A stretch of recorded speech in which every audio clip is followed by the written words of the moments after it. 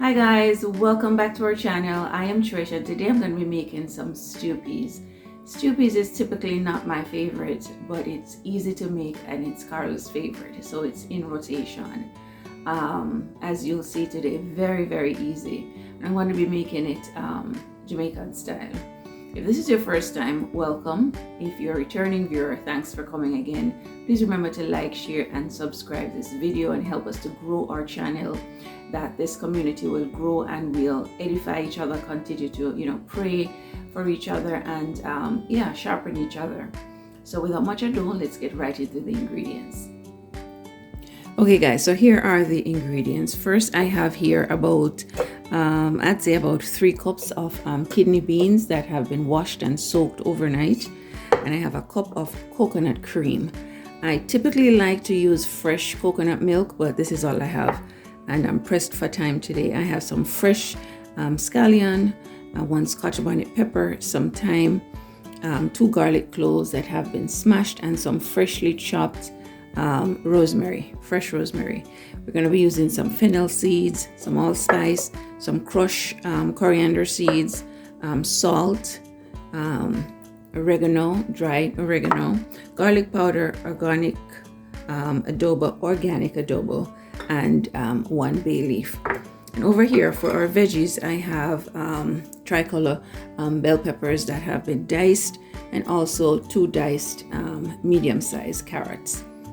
Okay, so the first thing I'm going to do is add enough water to my peas. I'm going to be working with my instant pot. Okay, so I'm adding enough water to cover my peas, not a whole lot because we're going to be cooking this instantly, so just enough to cover the peas that's in it. Then the next thing we're going to do is I'm going to add my 1 cup of coconut cream and all of my veggies.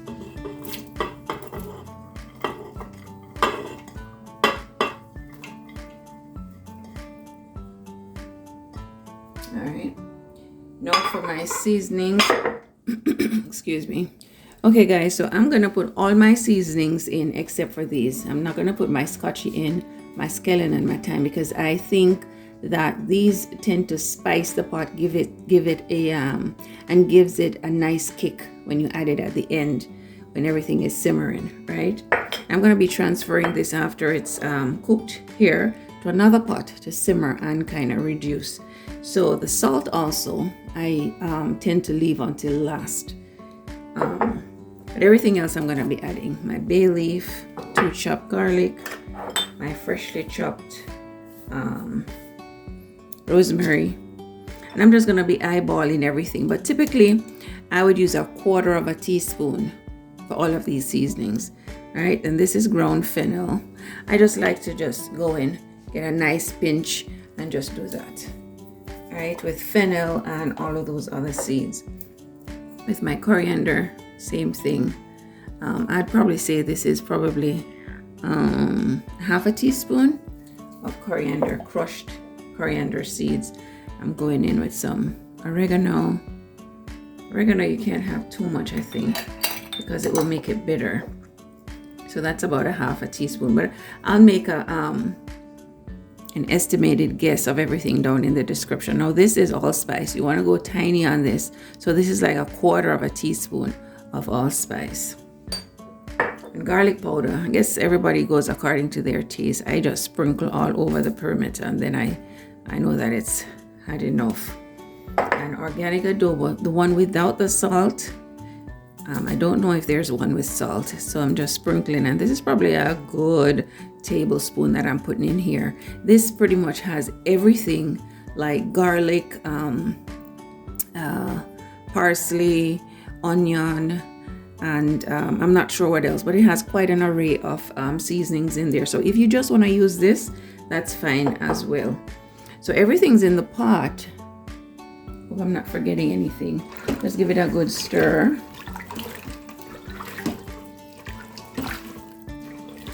Okay.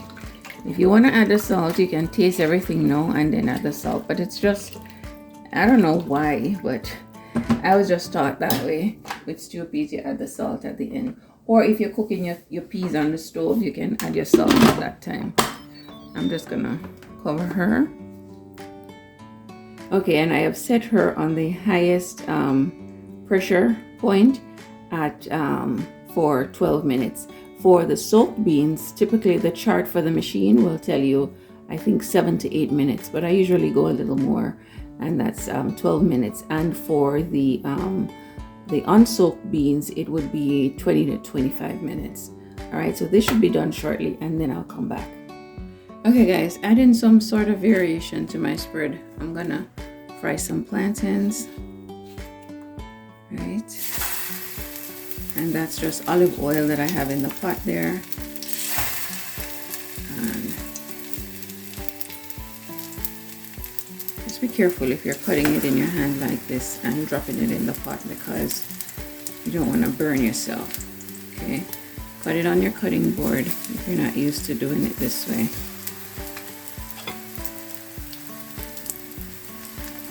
But I'm frying the plantains because we're going to be having this with collard greens, and I just like to have something sweet with collard greens, either sweet potatoes or the sweet plantains here. I'm going to also be heating up some rice and adding some pesto to it, because the children tend to love that. Not everybody likes the fried plantains, so that's the idea when you have variety of palates to please. You know what I mean? So okay, so I'm gonna fry my plantains and then I'll come back. Alright, so here's the progress I'm making with my plantains. As you can see, it's not a super ripe one, right? So, but it's still sweet, and it complements the collard greens very well. I'm gonna allow this to brown up a little bit more. So guys, my plantains are fried to my satisfaction. They're not totally brown and whatnot, but they're cooked, and that's what's important.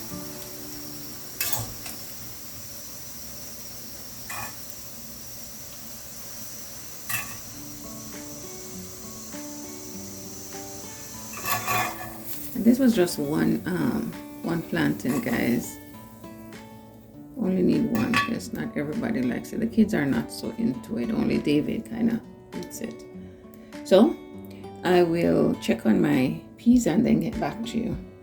Okay guys, so my beans have been cooked, or my peas and veggies, in my instant pot, but I'm transferring it to this pot so it can reduce, because I find that it doesn't get nice and thick like I want it to in the instant pot. So I have to transfer it to this pot and allow it to cook for a little bit more so it can thicken as it's supposed to. But the beans are nice and soft, so I'm being real gentle, and I've put my stove on high, and I'm just gonna allow it to cook without the cover for about a good 20 minutes until it has reduced. Right? At this time, I'm not gonna add my salt until it's almost done. But what I will add are my scallion, thyme, and my Scotch bonnet. Scotch bonnet, no. Why I work with it is I just put a little slit in the top, just like that. No heat's gonna come out still, right? Maybe just a tiny bit, but not enough to burn anybody. I'll put it right there. And so I'm gonna cook it, like I said, open without the covering for it to kind of dry out and simmer and dry out. So when that's all done, I'll come back and I'll show you. And this will take a good 20 minutes or less.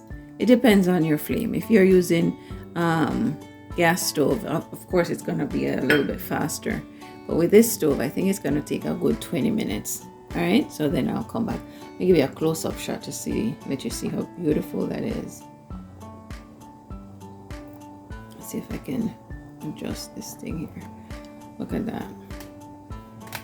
right?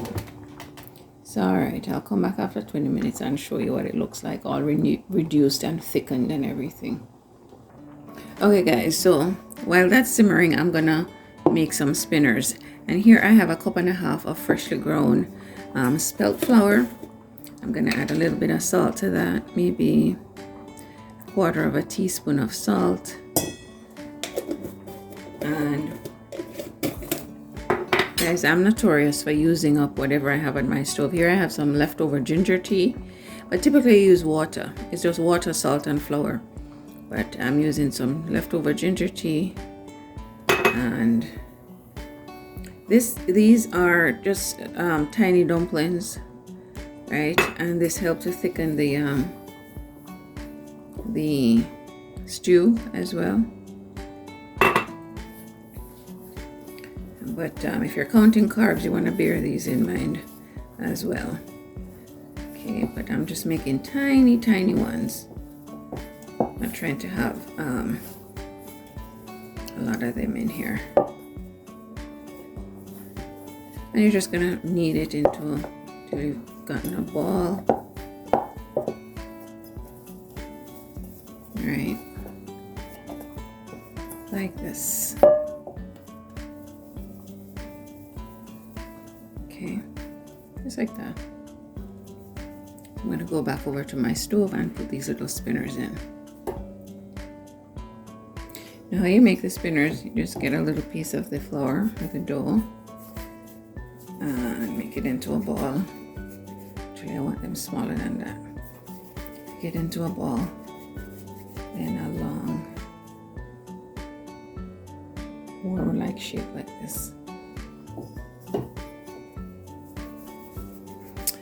Typically, stew peas would be redder than this, but I can't seem to find the dark red kidney beans lately. Everywhere I go, they're all in cans. I'd have to just order it off Amazon if I really want to use dark red kidney beans, because yeah, typically the stew peas is, you know, nice and red, and that's because of the dark red kidney beans. But these are light red kidney beans, so that's why it's not as red. Actually, I even wanted my spinners smaller than that. I don't know what I'm doing. But each person can get one and do it this way. Sometimes when you're on camera, you tend to mess up a little bit. That's all right. No big mistake that we can't. Typically, I like the spinners this size. That's what I was going for. Now, when you put the spinners in the pot at first, you don't want to stir. Just let them sit. And after a couple of minutes, then you can stir them after they have been slightly cooked. Because if you stir them now, then they'll lose their shape.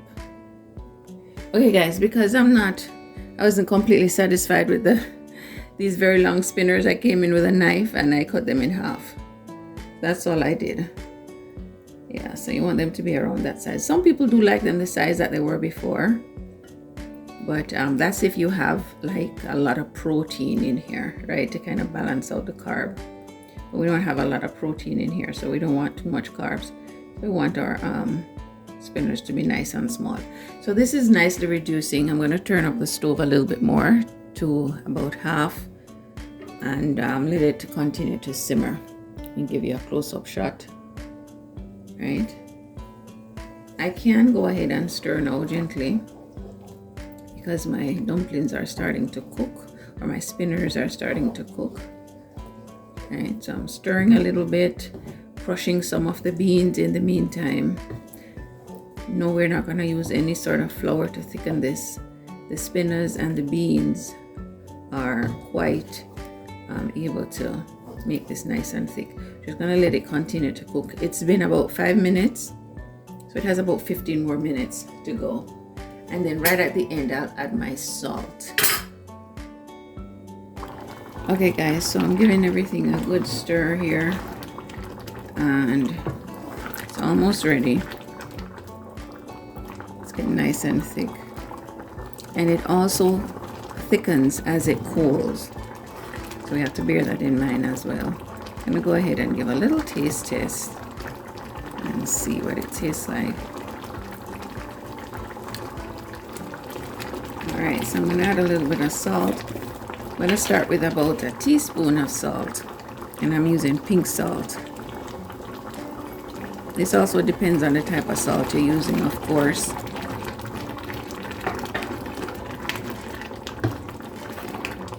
I want to stir constantly because you know it's thickening, so it's you don't want this thing to burn, right? All right, so I've added my salt. It's hot. Okay, and that's enough salt.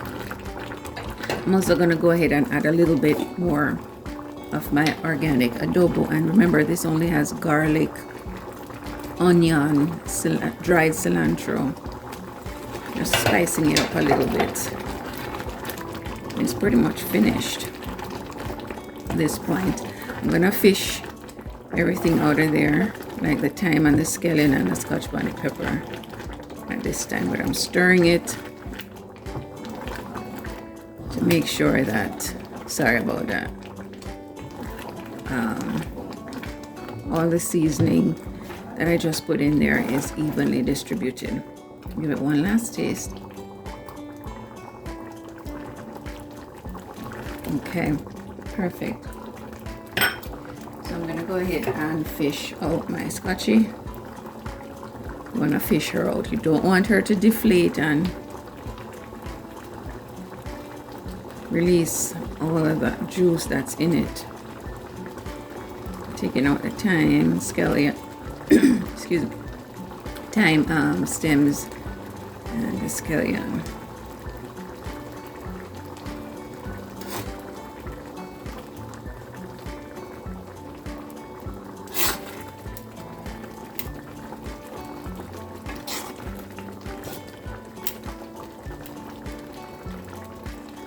It smells so good, you guys.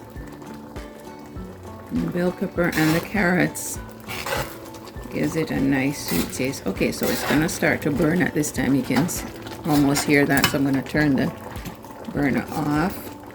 I'm gonna allow it to settle for a little bit before I make a plate from it. Yeah, you wanna fish all of these things out before you start serving. I'm gonna let it cool for about 10 minutes, you know, just settle. And then I'll make a plate. Let me give you a close-up shot of how beautiful that is. Well, at least I think so. Alright guys, so let me pause here and then I'll come back.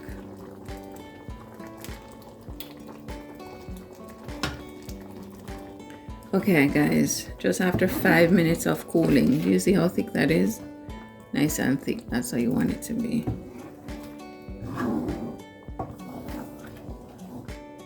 And it's gonna even thicken more as I leave it to cool. It's all right, I'm gonna make a plate. Okay guys, here's the finished dish. Stew peas. I have my little bit of pesto rice over there that I cannot just resist at all. Some collard greens, a serving of avocado and some fried plantains, and 1 spinach. All right, don't judge me. That's a lot of beans there, but yeah, it has a lot of fiber, so it does even out real nicely. So until the next video, guys, please remember to like, share, subscribe, and if you do things a little differently that you think would make this more delicious, please feel free to add it in the comments. And until the next time, God bless. Bye.